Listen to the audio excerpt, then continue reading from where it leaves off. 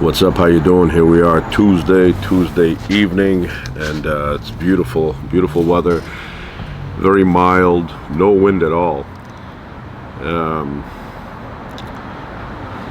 it's one of those nice evenings where you want to just sit around and listen to the radio, maybe the Carpenters or something. But got some paella, Spanish rice. It's a product of Spain. Highly recommend this. It goes well with chicken, shrimp, and pretty much anything you can think of. I got two of them.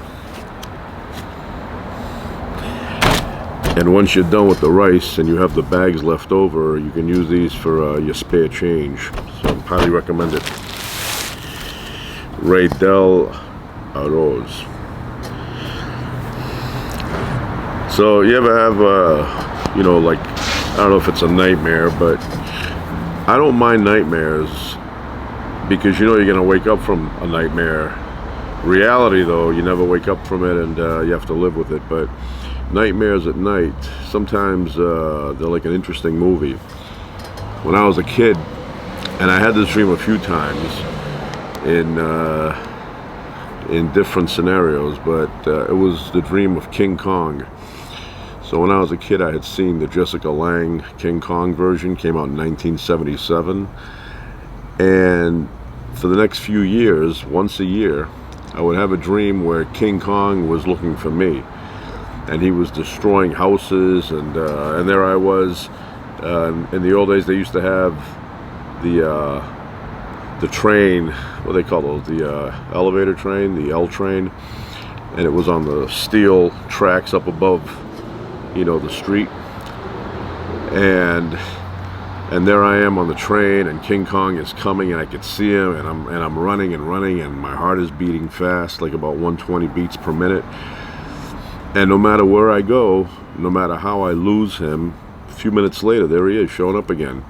And at one point, I'm at my house in a dream, and he's trying to get his hand through the front door, and meantime I'm on the second floor, and I can hear the damage. He's destroying everything, and I'm trying to get out the back.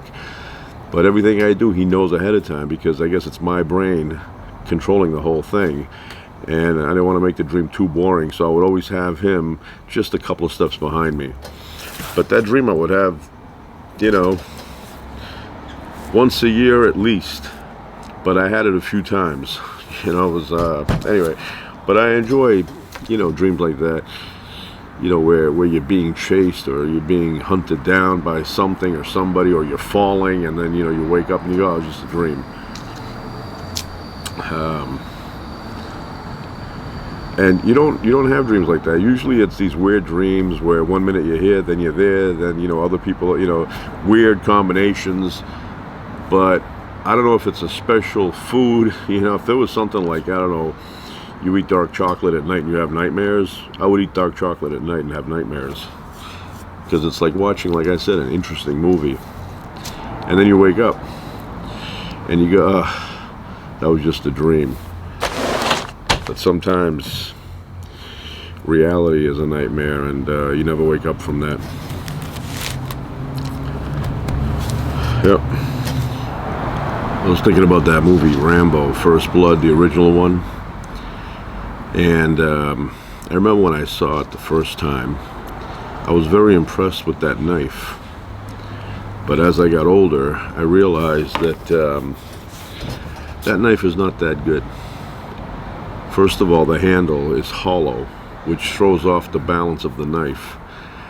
And the material that it's made from is cheap steel. It's not good steel. Now, I actually saw the real knife, the one they actually used in the movie. I actually saw it in real life. And when you see it in real life, it's even less impressive. There are good knife companies out there. They make good knives. But the one they used in the movie was not. I know they needed to have something to show him as a survivalist, and was able to sew the arm back and had a compass in there. But generally, hollow knives, the knives that are hollow on the handle, are not that good. I'm sure there's exceptions to that. There's probably somebody out there who makes hollow-handled knives, and they're awesome.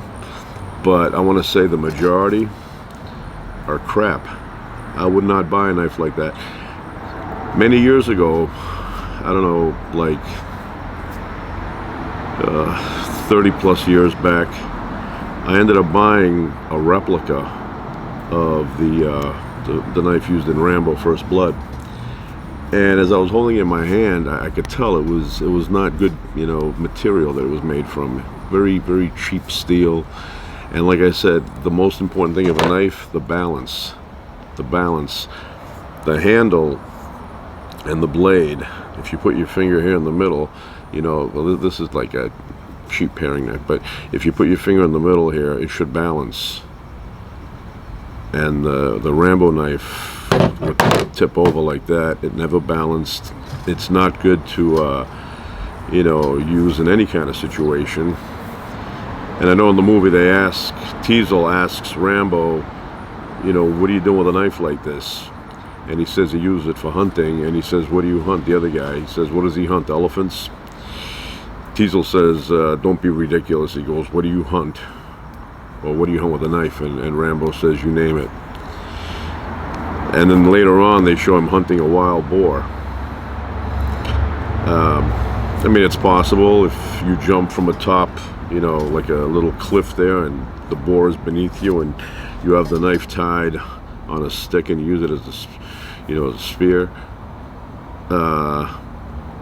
If you use it as a spear, then I guess you can do it. But you have to kill that thing fast, because those things, wild boars, attack. So you got to get in the right spot. If you just wound it, then it's going to turn around and take care of you. And it's very hard to hunt with a knife. I told my mother one time jokingly, she has cousins who, they're not around anymore. They died, years ago, but they would hunt. And I know they hunt with rifles, and they would go after wild boar. And I said to her one time, when your cousins would go hunting, what did they hunt with? Did they hunt with knives? And she's like, what are you talking about? She goes, knives? They hunt with knives? She says, what are you going to hunt with knives? So even my mother realized how ridiculous it is to hunt with a knife. I guess you can hunt chickens with a knife. That's probably one of the few things, but can you really hunt a moose with a knife, or a gazelle? Very hard. You'd have to sneak up on that thing and immediately stab it, or anything else. I mean, like a water buffalo. I don't think so. And in the movie First Blood, why would Rambo even need to hunt? I mean, is he low on money? You don't have a few dollars to stop at a... He had money to stop. He asked Teasel, he says, is there a place around here I could, get a bite to eat? And Teasel says, yeah, there's a diner about 30 miles up the road. And, he was upset with that. But he should have said, hey, I got a knife. I can go hunting. They didn't use that for hunting. But, yeah, that was a very interesting movie. Very interesting. And, I know originally it was a lot longer. It was like double the length that finally made it to the theaters. But I read, bits and pieces of what the dialogue was like, and it was awful. It was like, it was like a B movie. And it was so bad that Sylvester Stallone wanted to buy back all the copies and just get rid of them, so that they didn't release it. And they told him, no, you can't do that. And then he said, okay, let's edit. And they took out all the dialogue, and they made Rambo kind of like a silent guy, a loner, where before he was yapping about everything. And if you read the book, it's kind of like, he talks a lot. But they got rid of all that stuff, and the movie became a hit. I think if we saw with the original dialogue, we would have laughed at it. So that was a good idea. They said, just take all that stuff out and make him a solitary man. But yeah, very interesting. Kills the Dobermans with a knife, one of them at least. They say, well, how do you know? They say, to Teasel, how do you know he's out of bullets? And he says, because whatever killed that last dog wasn't a rifle, or wasn't a bullet. Killed it with a knife. It's hard to kill a dog with a knife. You know how dogs move. They're very hard to kind of like, you'd have to be very quick, and you only have one shot at it. Otherwise, those jaws will lock on you. And you don't want to get bitten by one of my favorite dogs, a Cane Corso. Cane Corso has 700 pounds of force per square inch when it bites. You know, I think the human mouth has 80 pounds to 100 pounds. You get bit by a human, it hurts. Can you imagine 700 pounds of force? You know, that's even more powerful than a pit bull. Pit bulls are around 300, I think. But the Cane Corso is 700. So, good dogs though. Good dogs. They're good with children, good company. You just have to walk them a lot. You know, you got to go to some area with a big field and play with frisbee. Throw the frisbee around. Anyway, time to probably cook something. So the show Alone is back. I love this show. I enjoy watching it. I can't get enough. I mean, I wish it was double the length that it is. I turn it on before I know it, it's done.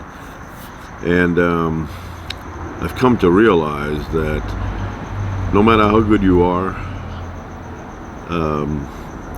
no matter how good you are at being a survivalist, 3 months, maybe 4 months, maybe, is pretty much all you can do.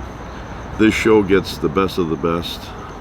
They interview all kind of people with all kind of backgrounds, all kind of experience, and they pick 10 or so people to compete on this show. So they drop them off in the middle of nowhere, separate, alone, obviously, and they have to survive the longest. Who's going to last the longest? And nobody knows how many people are left, so you got to keep on going, because the prize at the end is $500,000, which I think it should be $1 million. But anyway, but no matter how good they are, they always have a hard time finding food, and by the end of it, they've all lost, like, 20% of their weight, body weight, and they look like POWs. They look like POWs, and just shows you that it seems like it's easy to survive on this planet. It seems like it's friendly to human life, but if you were to lose all the conveniences that keep us alive, like supermarkets and hospitals, I don't know, most of us would die in a month. In a month.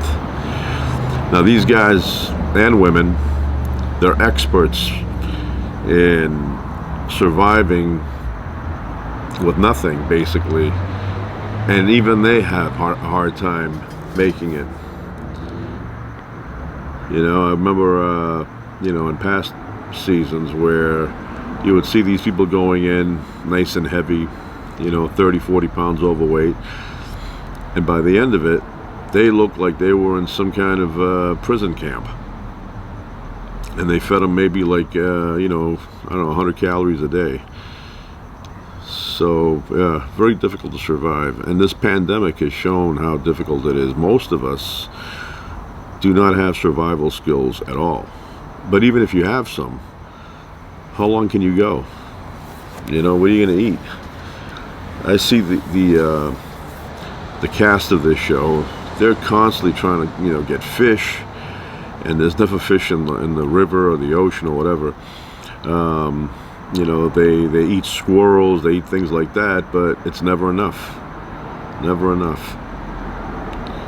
If a catastrophe ever hit the planet, even regional stuff like a massive earthquake, or a massive not a thunderstorm, a hurricane, most of us would perish. It's just not enough resources, unless you live on a big farm or something and you grow your own vegetables and you grow your own nuts, and maybe you have some chickens and things like that where you can make you're not going to make eggs, but where the chickens make eggs, maybe then, maybe if you had like, I don't know, 20, 25 chickens, a couple of cows, maybe like 12 acres of land where you could grow vegetables, corn, things like that. But you would be one of the few, because most people, they don't live in places like that. Most of us live in the city, and most of us would not know what to do. So, but this show shows you how little we know. And these are experts. These are people that have a background in, survivalist activity. And once 3 months are up, they're pretty much done. But I love the show. I love the show. I wish it was on tonight, but I think it's on Thursdays. So when the show is on, I can't wait for that night. And then once that night comes, I turn the TV on, and within a few minutes, it feels like the show's over. I see the credits rolling, which really annoys me. But yeah, it's a good show. I highly recommend it.